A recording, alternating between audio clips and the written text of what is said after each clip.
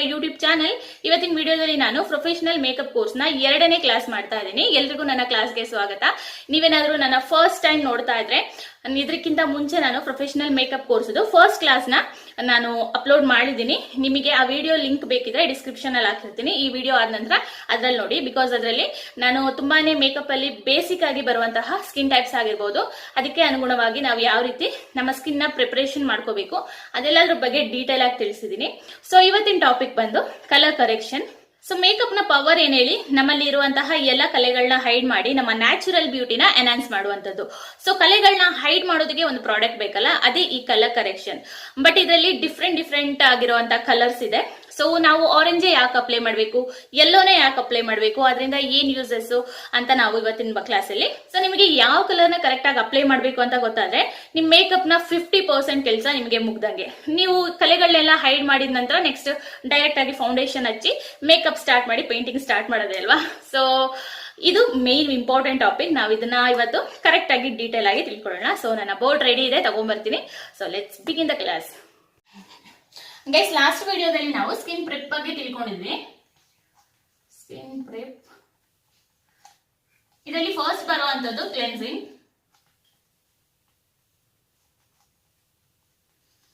Second one is toning, third ಬಂದು moisturiser,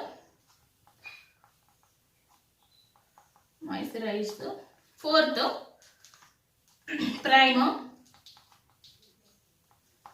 fifth ಬಂದು colour correction and concealing.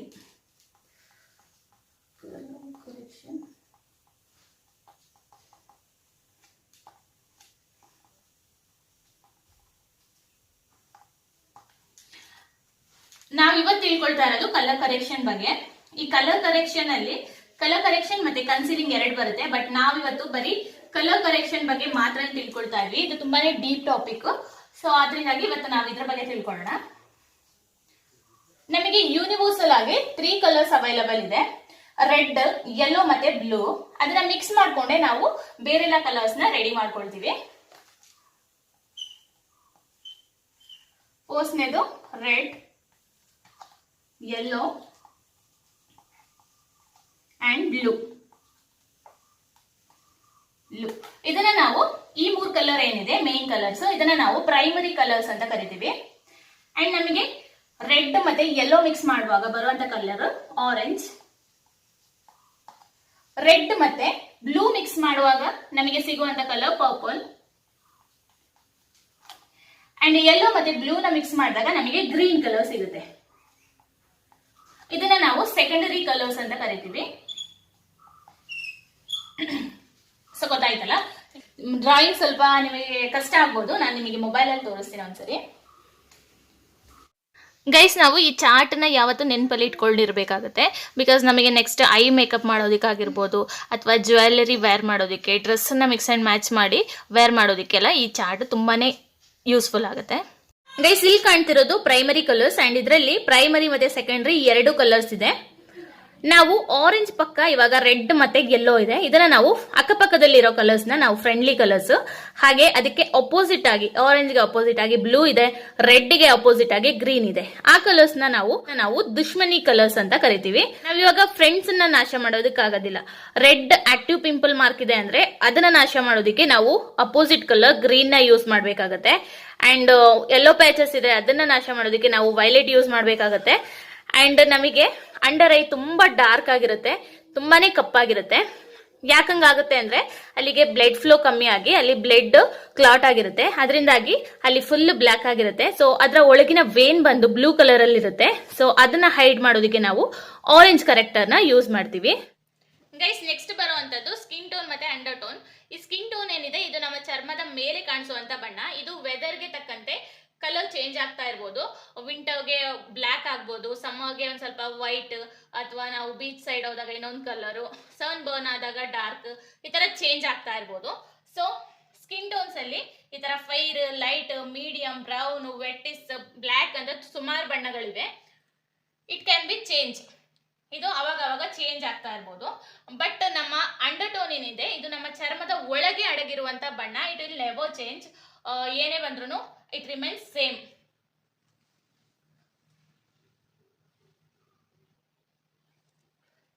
ಈ ಅಂಡರ್ಟೋನ್ ಅಲ್ಲಿ 4 ಟೈಪ್ಸ್ ಇದೆ. ಅಂಡರ್ಟೋನ್ ಇದರಲ್ಲಿ 4 ಟೈಪ್ಸ್. ಫಸ್ಟ್ ಬಂದು cool ಅಂಡರ್ಟೋನ್,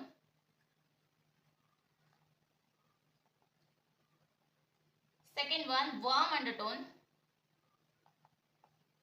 third neutral undertone, fourth ಬರುವಂತದ್ದು ಆಲಿವ್ ಅಂಡರ್ಟೋನ್.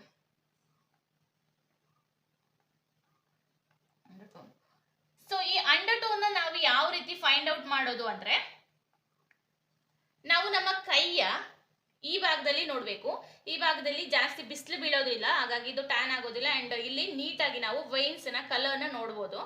ಸೊ ಈ ವೈನ್ಸ್ ನಮಗೆ ಬ್ಲೂ ಮತ್ತೆ ಪರ್ಪಲ್ ಕಂಡ್ರೆ ಅದನ್ನ ನಾವು ಕೂಲ್ ಅಂಡರ್ಟೋನ್ ಅಂತ ಕರಿತೀವಿ, ಪರ್ಪಲ್. ಅಂಡ್ ಈ ವೈನ್ಸ್ ನ ಬಣ್ಣ ಬಂದು ಗ್ರೀನ್ ಕಲರ್ ಅಲ್ಲಿ ಇದ್ರೆ ಅದನ್ನ ನಾವು ವಾರ್ಮ್ ಅಂಡರ್ಟೋನ್ ಅಂತ ಕರಿತೀವಿ. ಅಂಡ್ ನ್ಯೂಟ್ರಲ್ ಅಂಡರ್ಟೋನ್ ಅಲ್ಲಿ ಗ್ರೀನ್ ಮತ್ತೆ ಬ್ಲೂ 2 ಕಲರ್ಸ್ ಇರುತ್ತೆ, ಮಿಕ್ಸ್ ಆಗಿರುತ್ತೆ. ಸೊ ಇದನ್ನ ನಾವು ನ್ಯೂಟ್ರಲ್ ಅಂಡರ್ಟೋನ್ ಅಂತ ಕರಿತೀವಿ. ಈ ಆಲಿವ್ ಅಂಡರ್ಟೋನ್ ಅಲ್ಲಿ ಆಲಿವ್ ಗ್ರೀನ್ ಕಲರ್ದು ವೇನ್ಸ್ ಕಂಡು ಬರುತ್ತೆ, ಆಲಿವ್ ಗ್ರೀನ್ ಕಲರ್ಸ್ ವೇನ್ ಕಂಡು ಬರುತ್ತೆ. ಇದನ್ನ ನಾವು ಆಲಿವ್ ಅಂಡರ್ಟೋನ್ ಅಂತ ಕರಿತೀವಿ. ಈ ಕೂಲ್ ಅಂಡರ್ಟೋನ್ ನಮ್ಮ ಇಂಡಿಯಾ ಅಲ್ಲಿ ಯಾರಲ್ಲಿ ಇರುತ್ತೆ ಅಂದ್ರೆ, ಯಾರು ಕೂಲ್ ಆಗಿರುವಂತ ಪ್ಲೇಸ್ ಅಲ್ಲಿ ಇರ್ತಾರಲ್ಲ, ಕಾಶ್ಮೀರಿಯನ್ಸ್, ಅವರಲ್ಲೆಲ್ಲ ಈ ಕೂಲ್ ಅಂಡರ್ಟೋನ್ ಕಂಡು ಬರುತ್ತೆ, ಕಾಶ್ಮೀರ್ ಅವರಲ್ಲಿ. And Americans,